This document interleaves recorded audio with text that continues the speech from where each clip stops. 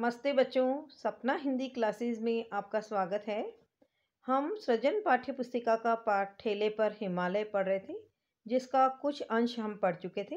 आज हम शेष अंश पढ़ेंगे।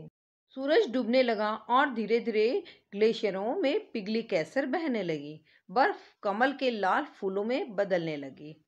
घाटियां गहरी पीली हो गई। यहाँ लेखक सूर्यास्त के समय हिमालय के सौंदर्य का वर्णन करते हुए कहते हैं कि सूर्यास्त का लालिमा युक्त प्रकाश हिमालय के ग्लेशियर पर इस तरह लग रहा है मानो केसर बह रही हो। ग्लेशियर का अर्थ होता है हिम नदी। और हिमालय का प्रकाश जब हिम शिखरों पर पड़ रहा है तो ऐसा लग रहा है मानो लाल कमल के फूल खिले हों। और हिमालय की घाटियों में सूर्यास्त का पीला प्रकाश फैला हुआ ऐसा लग रहा है मानो घाटियां जो है सभी पीली हो गई हो।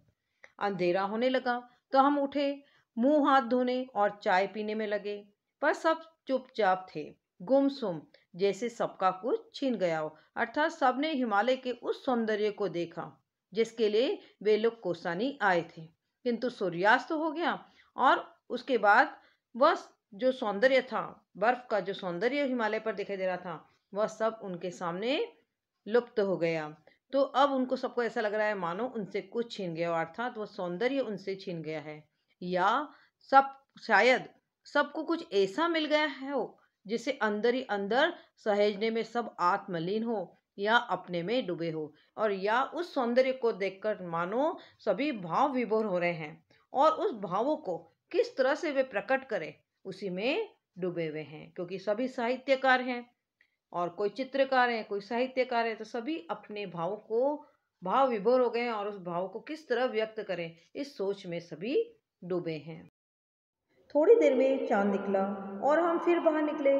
इस बार सब शांत था, जैसे हिम सो रहा हो। अब थोड़ी देर में रात हो गई, सब और अंधेरा हो गया और आकाश में चांद निकल आया था। सब और वातावरण भी एकदम शांत हो गया था। लेखक को उस समय ऐसा लगा मानो हिमालय के शिखरों पर जमी हुई बर्फ भी मानो सो गई हो। मैं थोड़ा अलग आराम कुर्सी खींचकर बैठ गया। यह मेरा मन इतना कल्पनाहीन क्यों हो रहा है? फिर लेखक को लगा कि इस हिमालय के प्रकृति सौंदर्य को देखकर आज मेरा मन इतना कल्पनाहीन क्यों हो रहा है? मेरे मन में कोई कल्पनाएं जागृत क्यों नहीं हो रही है? इसी हिमालय को देखकर किसने किसने क्या क्या नहीं लिखा। फिर लेखक को लग रहा है कि इसी हिमालय के प्रकृति सौंदर्य को देखकर कितने कवियों ने कविताएं लिखी है, कितने गीतकार ने गीत लिखे हैं, कितने लेखक ने लेख लिखे हैं। और यह मेरा मन है कि एक कविता तो दूर, एक पंक्ति, हाय एक शब्द भी तो नहीं जानता। और आज मेरा मन इतना भाव विभोर हो रहा है, फिर भी कविता की एक पंक्ति भी नहीं रच पा रहा है। पर कुछ नहीं, यह सब कितना छोटा लग रहा है इस हिम सम्राट के समक्ष। फिर लेखक ने अपने मन को समझाया कि हिमालय के उच्चता के सामने, यानी हिमालय की ऊंचाई के सामने तो मेरे सारे विचार जो है बहुत छोटे लग रहे हैं। पर धीरे धीरे लगा कि मन के अंदर भी बादल थे जो छट रहे। फिर लेखक को लगा कि मेरे मन के अंदर जो शंका के बादल थे अब वह छट रहे हैं, अर्थात वे शंकाएं मेरी दूर हो रही हैं।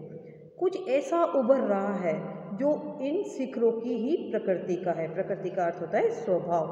फिर लेखक कह रहा है कि मेरे मन में ऐसे भाव प्रकट हो रहे हैं जो इन शिखरों की प्रकृति के हैं। अब इन शिखरों की, यानी इन पर्वत के शिखरों की क्या प्रवृत्ति होती है? ये ऊंचे होते हैं, शांत होते हैं, धैर्य होता है इनमें, गंभीर होते हैं। तो लेखक कह रहा है कि मेरे मन में भी इन शिखरों के समान ही उच्च, शांत, धैर्य और गंभीरता जैसे भाव जागृत हो रहे हैं।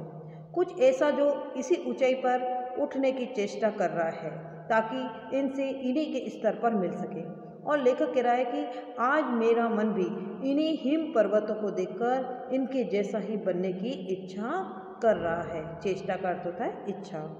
लगा यह हिमालय बड़े भाई की तरह ऊपर चढ़ गया है और मुझे छोटे भाई को नीचे खड़ा हुआ कुंठित और लज्जित देखकर, कुंठित का अर्थ होता है उत्साहहीन, और लज्जित देखकर थोड़ा उत्साहित कर रहा है। फिर यहाँ लेखक ने हिमालय को अपने बड़े भाई के समान बताया और खुद को उसका छोटा भाई, कि मानो हिमालय बड़े भाई की तरह ऊपर चढ़कर बैठा है और मुझ छोटे भाई को नीचे खड़ा देखकर और उस उत्साहहीन और लज्जित देखकर मानो मुझे उत्साहित कर रहा है और स्नेह भरी चुनौती भी दे रहा है। हिम्मत है ऊंचे उठोगे और मानो हिमालय जो है प्यार भरी मुझे चुनौती दे रहा है कि तुम में हिम्मत है, क्या तुम ऊंचा उठ सकोगे। यानी कि यहाँ पर उच्च व महान बनने की प्रेरणा लेखक को हिमालय से प्राप्त हो रही है। और सहसा सन्नाटा तोड़कर सेन रविंद्र की कोई पंक्ति गा उठा और जैसे तंद्रा टूट गई। तंद्रा का अर्थ होता है नींद। और अचानक चित्रकार सेन जो है रविंद्र की कविता की कोई पंक्ति गाने लगा और लेखक जो हिमालय के विचारों में अभी खोया हुआ था एकदम से जागृत अवस्था में आ गया और हम सक्रिय हो उठे। अदम्य शक्ति, उल्लास, आनंद जैसे हम में छलक पड़ रहा था। सबसे अधिक खुश था सेन।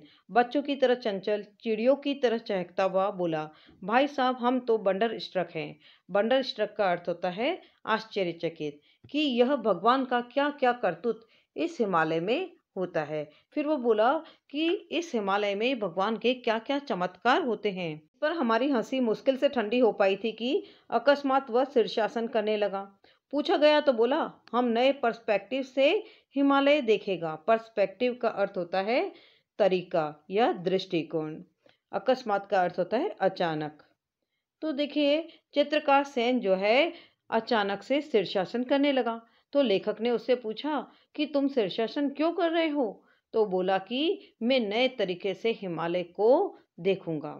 बाद में मालूम हुआ कि वह बम्बई की अत्याधुनिक चित्र शैली से थोड़ा नाराज है और कहने लगा, ओ सब जीनियस लोग, शीर का बल खड़ा होकर हिमालय को देखता है, इसी से हम भी शीर का बल हिमालय देखता है। फिर देखिए लेखक को बाद में पता चला कि वह बम्बई की अत्याधुनिक चित्र शैली से थोड़ा नाराज है ना, उन आधुनिक चित्रकारों से भी नाराज है और व्यंग्यात्मक रूप से कहता है कि वो सब जीनियस लोग, यहाँ पर वो सब जीनियस लोग किसके लिए आया है, आधुनिक चित्रकारों के लिए, है ना। जीनियस का अर्थ होता है बुद्धिमान। उनको व्यंग में कह रहा है कि वो सब जीनियस लोग सिर के बल खड़े होकर दुनिया को देखना चाहते हैं, इसीलिए मैं भी सिर के बल खड़ा होकर हिमालय देखना चाहता हूँ। दूसरे दिन घाटी में उतरकर 12 मील चलकर हम बैजनाथ पहुंचे, जहाँ गोमती बहती थी। गोमती नदी का नाम है। गोमती की उज्जवल जलराशि में, उज्जवल का अर्थ होता है पवित्र या एकदम स्वच्छ, जल राशि में हिमालय की बर्फीली चोटियों की छाया तैर रही थी। फिर लेखक ने देखा कि गोमती नदी के स्वच्छ जल में हिमालय की चोटियों का प्रतिबिंब दिखाई दे रहा था। पता नहीं उन शिखरों पर कब पहुंचूं। फिर लेखक के मन में आया कि हिमालय के शिखरों पर कब पहुंचूं यह तो पता नहीं, पर उस जल में तैरती हुई हिमराशि से जी भरकर भेंटा, भेंटा का अर्थ होता है भेंट की यानी देखा, उसमें डूबा रहा। कि लेखक ने सोचा कि भाई हिमालय के शिखरों पर तो पता नहीं कब पहुंचूं, उस जल के अंदर ही हिमालय के प्रतिबिंब को जी भरकर लेखक ने देखा और उसी में डूबा रहा। आज भी उसकी याद आती है तो मन पीरा उठता है। पीरा का अर्थ होता है दुख।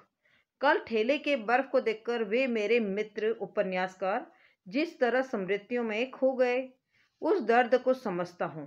लेखक कहते हैं कि आज जब हिमालय के प्राकृतिक सौंदर्य की याद आती है तो मन दुखी हो जाता है।